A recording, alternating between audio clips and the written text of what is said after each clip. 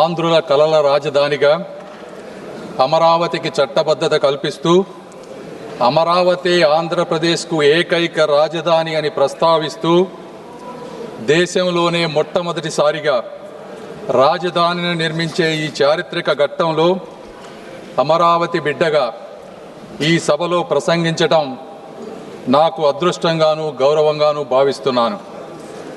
ముందుగా తరతరాలుగా సాగు చేస్తున్న భూమిని రాజధాని నిర్మాణం కోసం త్యాగం చేసిన రైతన్నలకు, వందలాది రోజుల దీక్షతో శాంతియుత ఉద్యమం చేసిన మహిళామ తల్లులకు హృదయపూర్వక కృతజ్ఞతలు తెలియజేస్తా ఉన్నాను. సార్, కృష్ణానది ఒడ్డున ఆంధ్రప్రదేశ్ నడిబొడ్డున ఉత్తర దక్షిణ ప్రాంతాలకు సమాన దూరంలో 3000 సంవత్సరాల నాగరికతకు నిదర్శనం ఈ అమరావతి. శాతవాహనుల సామ్రాజ్యానికి సాక్ష్యం ఈ అమరావతి. సంస్కృతి, శాంతి, విజ్ఞానానికి యుగయుగాల నిలయం ఈ అమరావతి. బౌద్ధ స్తూపాలు, శిల్పాలు, శాసనాలతో విరాజిల్లినటువంటి పవిత్ర భూమి ఈ అమరావతి. అలాంటి అద్భుతమైన ప్రాంతాన్ని ఒక్క రూపాయి ఖర్చు లేకుండా, ప్రపంచంలో ఎక్కడా జరగని విధంగా, ఎవరిని నొప్పించకుండా, ఎవరిని కదిలించకుండా 60 రోజులలో 29,000 రైతుల స్వచ్ఛంద భాగస్వామ్యంతో 34,000 ఎకరాల భూమిని సేకరించి అమరావతి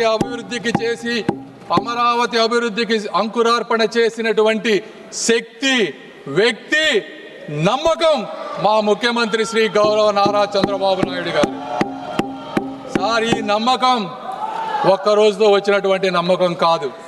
40 సంవత్సరాలుగా ఒక సుదీర్ఘ రాజకీయ ప్రయాణంలో ఇటుక పేర్చుకుంటూ పొద్దున లెగిసిన దగ్గర నుంచి పండుకునే వరకు ప్రజా సంక్షేమమే పరమావధిగా తన పూర్తి జీవితాన్ని త్యాగం చేసినటువంటి ఒక వ్యక్తిపై ఉన్నటువంటి నమ్మకమే ఈ అమరావతి. సార్, ఆ వ్యక్తిని నమ్మి, రాష్ట్ర హామీని నమ్మి ప్రపంచ స్థాయి రాజధాని వస్తుందని తమ పూర్వీకుల జీవనాధారాన్ని అక్కడ రైతులు వదులుకున్నారు. సార్, 2019 ఆంధ్రప్రదేశ్ జరిగినటువంటి సార్వత్రిక ఎన్నికల్లో ఆ రోజు ఉన్నటువంటి జగన్మోహన్ రెడ్డి గారు పాదయాత్ర చేసి ఊరు తిరిగి ఈ ప్రాంతం చిన్న ప్రాంతం, ఇక్కడ 3 రాజధానులు సరిపోవు, ఈ అమరావతిని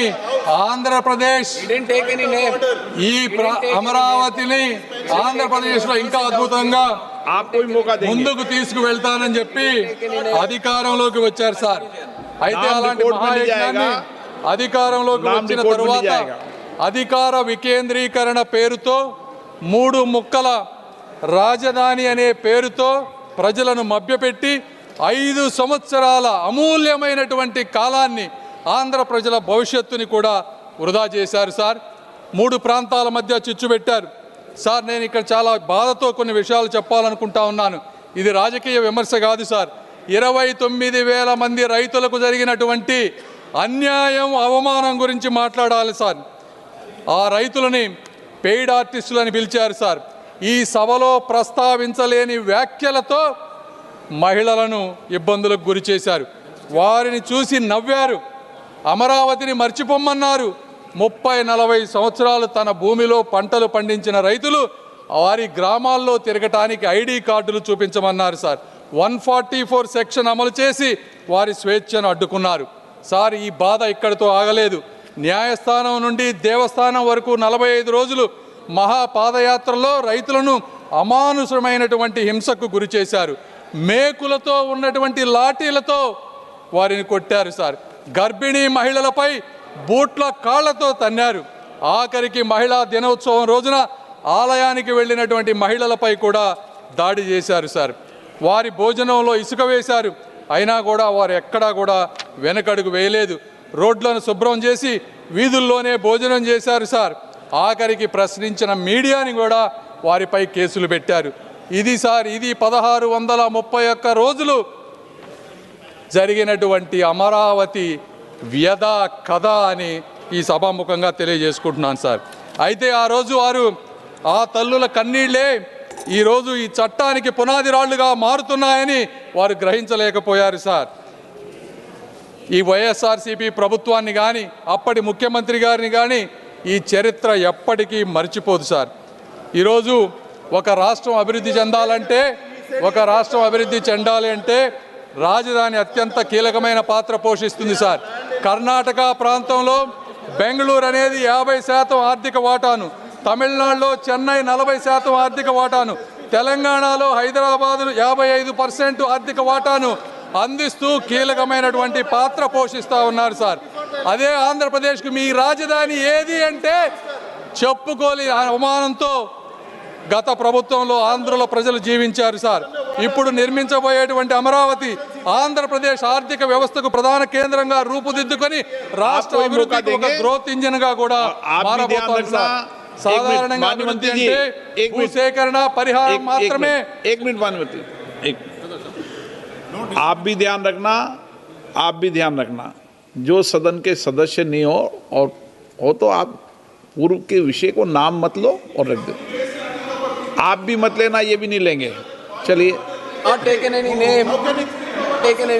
సార్, కానీ ఆర్థిక వ్యవస్థలో మొట్టమొదటిసారిగా ఒక పేద రైతుని భాగస్వామ్యం చేసి ఆర్థిక అభివృద్ధిలో వారిని కూడా ముందుకు తీసుకువెళ్ళేటువంటి మార్గం ఈ అమరావతి దేశానికి చూపించింది సార్.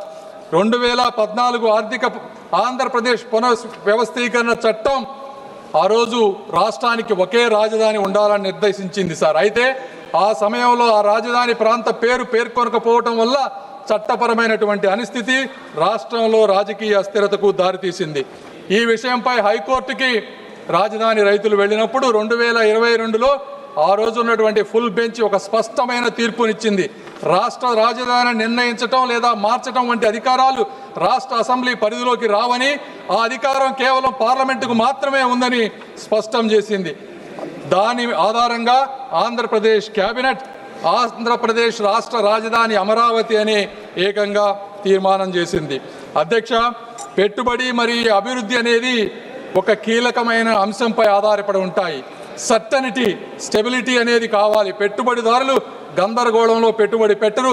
బ్యాంకులు, అంతర్జాతీయ సంస్థలు రాజకీయ అస్థిరత్వానికి రుణాలు ఇవ్వవు సార్. ఈరోజు దాదాపు 56,000 కోట్ల రూపాయలతో 91 అత్యంత ముఖ్యమైన మౌలికమైన ప్రాజెక్టులు అమరావతి నిర్మాణంలో జరుగుతూ ఉన్నాయి సార్. హడ్కోలో 11,000 కోట్ల రూపాయల రుణం, ప్రపంచ బ్యాంకు, ఏడీబీ, కేంద్ర ప్రభుత్వం కలిపి 15,000 కోట్ల రూపాయల సహాయాన్ని ఈరోజు అందిస్తూ ఉన్నాయి సార్. అదేవిధంగా క్వాంటమ్ వ్యాలీతో చరిత్రకు అమరావతి స్వాగతం పలుకుతుంది సార్. ఇవన్నీ జరిగినప్పటికీ అందరి మనసులో ఒకే ఒక ప్రశ్న, అమరావతి శాశ్వత రాజధానిగా ఉంటుందా అనేది ఉండేది సార్. అయితే ఈ చట్ట సవరణతో ఆ అనిశ్చితి తగ్గి అభివృద్ధి వేగం జరగబోతా ఉంది.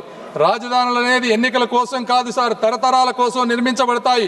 ప్రభుత్వాలు మారినా కూడా విధానాలు ఏకపక్షంగా మారకూడదు. ఈ విధంగా ప్రభుత్వాలు ముందుకు వెళ్ళినప్పుడు మాత్రమే ప్రజల పట్ల కానీ, పార్లమెంటు పట్ల కానీ, ప్రజాప్రతినిధుల పట్ల కానీ ఒక విశ్వాసం వస్తుంది. కాబట్టి ఈ కార్యక్రమాన్ని ఈ విధంగా ముందుకు తీసుకువెళ్తూ ఈరోజు ఈ కార్యక్రమానికి వచ్చిన విధంగా నేను అనేక మంది వ్యక్తులకు కృతజ్ఞతలు తెలపాలి సార్. మొట్టమొదటిసారిగా గౌరవ ప్రధానమంత్రి నరేంద్ర మోదీ గారికి ఆంధ్రప్రదేశ్ రాజధానికి కేంద్ర మద్దతు ఇవ్వాలన్న ఆయన హామీపై ఆంధ్రప్రదేశ్ ప్రజలకు అచంచలమైనటువంటి విశ్వాసం ఉంది.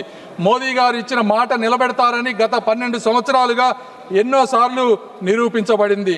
అదే ఈరోజు ఆ విశ్వాసం మరొక్కసారి రుజువైంది సార్. రెండవది, మా ముఖ్యమంత్రి గారు శ్రీ నారా చంద్రబాబు నాయుడు గారు అమరావతి ఆయన ఆశయం, ఆయన కళ, ఆయన ధ్యేయం. రాష్ట్ర అభివృద్ధిలో రైతులను భాగస్వాములుగా మార్చిన ఆయన దూరదృష్టి చరిత్రలో నిలిచిపోతుంది. ల్యాండ్ పూలింగ్ విధానం, ప్రపంచ స్థాయి ప్రణాళిక, ఇవన్నీ వారి నాయకత్వానికి నిదర్శనం సార్.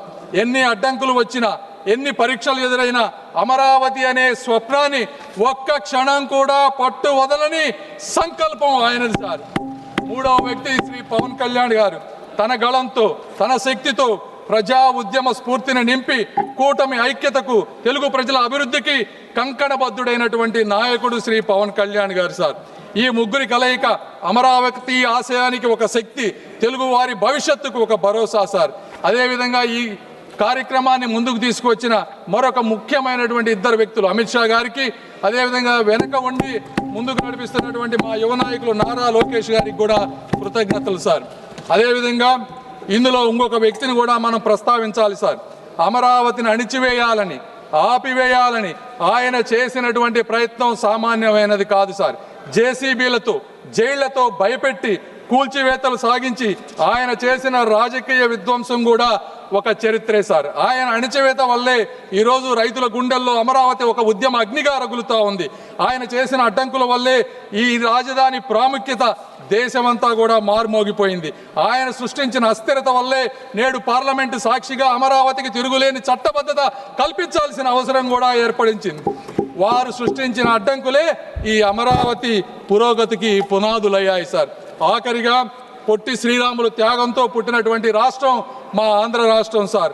రైతుల త్యాగంతో రూపుదిద్దుకుంటున్నటువంటి రాజధాని మా అమరావతి సార్. ఆత్మగౌరవ పునాదులపై తెలుగు జాతిని మేల్కొల్పిన అన్న నందమూరి తారక రామారావు గారు వంటి చరిత్ర మా తెలుగు చరిత్ర సార్. ఆంధ్రులు ఎక్కడ ఉన్నా కూడా అక్కడ అభివృద్ధి వికసిస్తుంది. తమిళనాడు నుంచి విడిపోయి కర్నూలు వెళ్ళినప్పుడు ఆ రోజున హైదరాబాద్ని కామన్ క్యాపిటల్గా అందరం డెవలప్ చేసుకుంటామంటే అక్కడికి వెళ్ళి ఆ నగరాన్ని ప్రపంచ పటంలో నిలపటంలో తెలుగువారు ఒక ముఖ్యమైనటువంటి పాత్ర పోషించారు సార్. చెన్నైలో పరిశ్రమలకు బలం తెలుగువారు ఇచ్చారు. బెంగళూరు, పూణేల్లో సాంకేతిక విప్లవానికి తెలుగువారు ముద్ర వేశారు. ఆఖరికి అమెరికాలో కూడా అభివృద్ధికి తెలుగువారు తోడ్పడుతూ ఉన్నారు సార్. చరిత్రలో ఇదే సంకల్పం, ఇదే ఐక్యత, ఇదే ప్రగతి పదం కూడా అమరావతి నిర్మాణానికి ఒక పునాది కాబోతా ఉంది సార్.